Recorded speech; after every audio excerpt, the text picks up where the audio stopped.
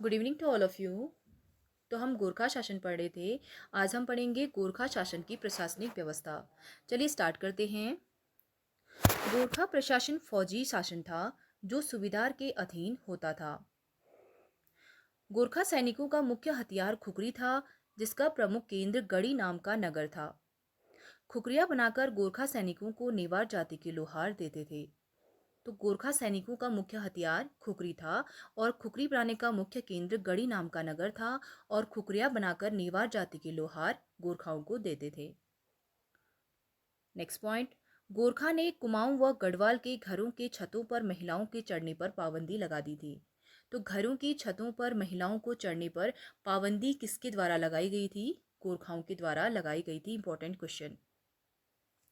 गोरखा शासन में न्याय एवं मुकदमों का कार्य देखने वाला अधिकारी विचारी कहलाता था।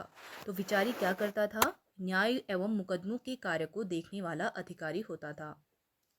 गोरखा शासन में न्याय सुनवाई से पहले वाद प्रतिवादी से महाभारत या हरिवंश की कसम कराई जाती थी। तो हरिवंश की कसम व महाभारत की कसम न्याय सुनवाई से पहले वादी प्रतिवादी से कराया जाता था।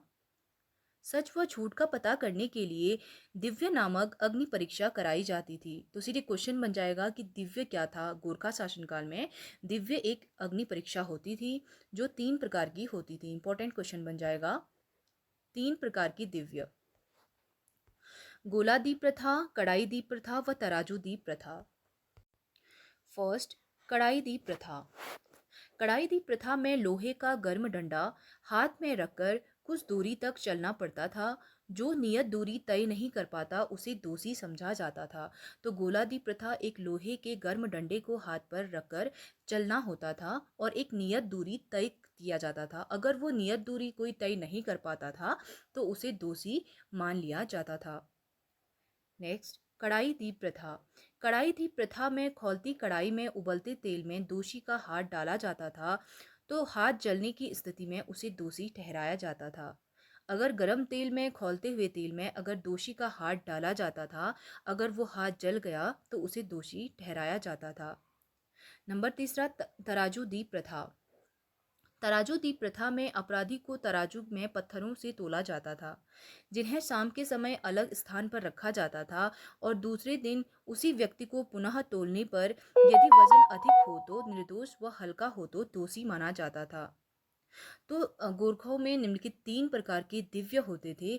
एक होता था गोला दीप प्रथा, एक कढ़ाई दीप प्रथा, एक तराजू दीप प्रथा। तो सीधे क्वेश्चन बन सकता है कि गोला दीप प्रथा किसमें पाई जाती है? गोरखाओं में।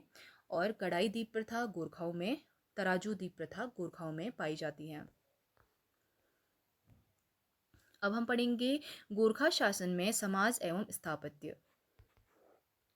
गोरखा लोग गाय व ब्राह्मणों को बहुत मानते थे, लेकिन कुछ ही ब्राह्मणों को मानते थे, जिनमें प्रमुख पांडे व उपाध्याय थे। गोरखों को सुअर का मांस व मदिरा प्रिय था। राई, गरुड़, लिंबू, थापा, गुरुंग जाति गोरखा समाज के अंग थे। नेक्स्ट पॉइंट, गरुड़ जाति के गोरखा मोस्टा को अपना इष्ट देवता मानते थे। गोरखों की राजभाषा गोरखाली थी। तो इनकी जो राजभाषा थी वो गोरखाली राजभाषा थी और समूचा साहित्य नेवार भाषा में मिलता था और इनका जो साहित्य होता था वो नेवार भाषा में मिलता था एवं खसकुरी भाषा बोली जाती थी। तो गोरखाओं के द्वारा खसकुरी भाषा बोली जाती थी। गोरखों का प्रिय त्योहार दसाई या दशहरा, यह शक्ति देवी का त्योहार था। इस दिन वह अपने हथियारों की पूजा करते थे। मोस्ट इंपॉर्टेंट क्वेश्चन, गोरखाओं का प्रिय त्योहार क्या था? इनका प्रिय त्योहार दशहरा या दसाई था। इस दिन वह अपने हथियारों की पूजा करते थे। तो सीधे क्वेश्चन बन सकता है कि गोरखा लोग अपने हथियारों की पूजा किस त्योहार के दिन करते थे? दसाई या दशहरा। गोरखों ने केदारनाथ, बद्रीनाथ, जागेश्वर आदि जगहों पर तीर्थ यात्राओं के लिए सदावर्त लगाए थे। तो जागेश्वर, केदारनाथ, बद्रीनाथ जगहों पर इन्होंने तीर्थ यात्रियों के लिए सदावर्त लगाए थे और देहरादून में गुरु रामराय के महंत हरिसेवक को सदावर्त के लिए चुना था। चंपावत के बालेश्वर मंदिर को का जीर्णोद्धार 1796 ईस्वी में महावीर थापा ने कराया था। इंपॉर्टेंट क्वेश्चन बन जाएगा कि बालेश्वर मंदिर का जीर्णोद्धार किसने कराया था? महावीर थापा ने 1796 ईस्वी में कराया था। बालेश्वर मंदिर जो कि चंपावत में स्थित है। नेक्स्ट पॉइंट, 1797 ईस्वी में रण बहादुर शाह की पत्नी कांति देवी ने सतौली परगने के कुछ गांवों को केदारनाथ मंदिर में सदावर्त चलाने के लिए दान में दे दिया था।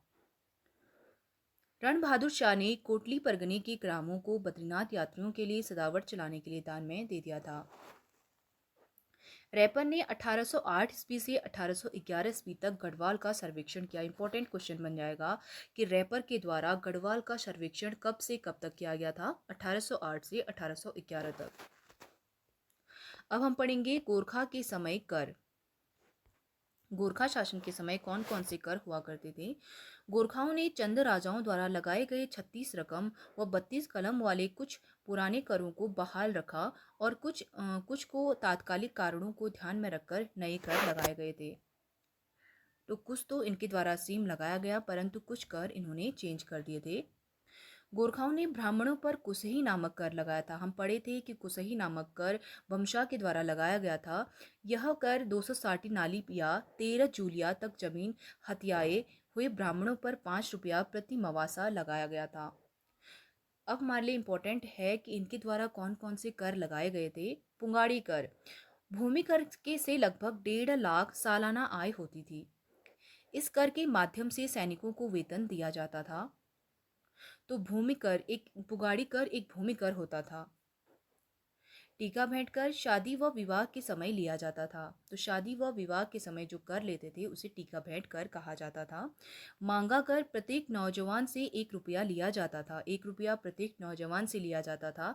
मांगा कर को तात्कालिक कर के रूप में युद्ध के समय भी वसूला जाता था। तो मांगा कर युद्ध के समय भी वसूला जाता था, जो 1 रुपया लिया जाता था। तो टांड कर या तान कर हिंदू व भोटिया बुनकरों से लिया जाता था। तिमारी सैनिकों को देय वेतन होता था। तो तिमारी क्या है? सैनिकों को देय वेतन होता था, जिसके तहत फौजदार को 4 आना व सूबेदार को 2 आना देने पड़ते थे। नेक्स्ट, सलामी एक प्रकार का नजराना होता था। तो एक प्रकार का नजराना था सलामी। मिज़ारी कर शिल्पकर्मियों व जागरिया ब्राह्मणों से लिया जाता था।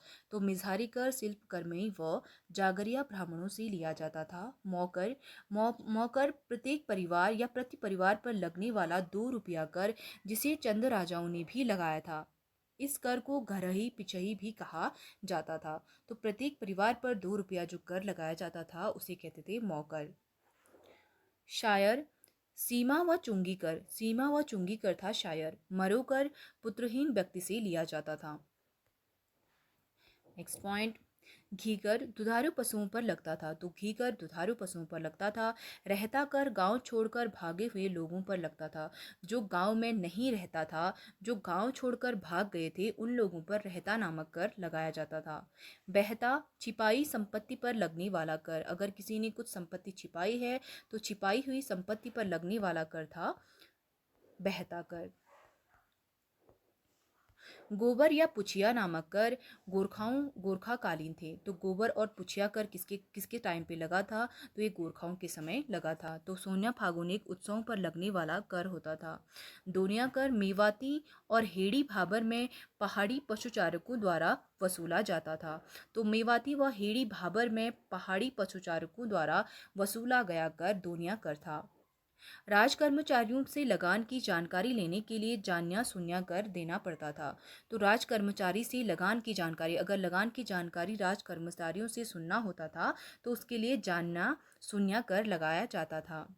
पगड़ी या पगड़ी जमीन या जायदाद के हस्तांतरण के लिए एक मुश्त देना पड़ता था। पगड़ी व जायदाद के हस्तांतरण के लिए पगड़ी या पगड़ी नामक कर लगाया जाता था। अधनी दफ्तरी कर, यह एक राजस्व कर्मचारियों के वेतन के लिए खस जमींदारों से लिया जाता था। तो इंपॉर्टेंट क्वेश्चन बन जाएगा, खस जमींदारों से लिया जाने वाला कर कौन सा होता था? अधनी दफ्तरी कर।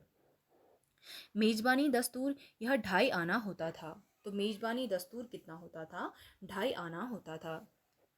गांव के प्रधान थोकदारों के अधीन होते थे। तो जो गांव के प्रधान होते थे वो थोकदारों के अधीन होते थे, जिन्हें राजकर के अलावा इनको दस्तूर देना पड़ता था।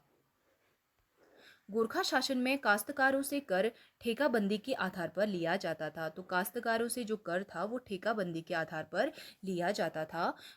गोरखा शासनकाल में सेवा के बदले दी जाने वाली भूमि को मनोचौल कहा जाता था। तो गोरखाओं के समय सेवा के बदले दी जाने वाली भूमि को मनोचौल भूमि कहा जाता था। कल्याण धन, केरू, बख्शीश, ऊपरी रकम आदि गोरखाकालीन कर थे। तो सीधे क्वेश्चन बन सकता है कि निम्नलिखित में से कौन सा कर गोरखाकालीन नहीं था। तो हमें इसलिए याद रखने हैं कल्याण धन, केरू, बख्शीश व ऊपरी रकम कर गोरखाओं के समय होते थे। 1812 ईस्वी में नेपाल ने भू व्यवस्था सुधारने के लिए काजी बहादुर भंडारी को भेजा। तो सीधे क्वेश्चन बन सकता है कि नेपाल के द्वारा भू व्यवस्था में सुधार के लिए किसको भेजा गया था। काजी बहादुर भंडारी को भेजा गया था 1812 ईस्वी में, जिसने भू प्रबंधन किया था। गोरखों ने कर वसूलने के नियम बनाए जिन्हें बलि कहा जाता था। जो कि गोरखों ने कर वसूलने के नियम बनाए थे जिन्हें बलि कहा जाता था। रण बहादुर चंद्रिका की रचना कवि मौलाराम ने की है। इंपॉर्टेंट क्वेश्चन बन जाएगा। रण बहादुर चंद्रिका किसकी रचना है? कवि मौलाराम की है, जिसके लिए नेपाल सरकार ने उन्हें जागीरें दी थी। चलिए आज का टॉपिक हम यहीं पे स्टॉप करते हैं। और ये जो कर वाला हमारा एक टॉपिक था ये बहुत इंपॉर्टेंट है, इसको आप अच्छे से रिवाइज कीजिएगा। कल हम पढ़ेंगे आंग्ल नेपाल युद्ध एवं तत्कालीन गढ़वाल कुमाऊं क्षेत्र।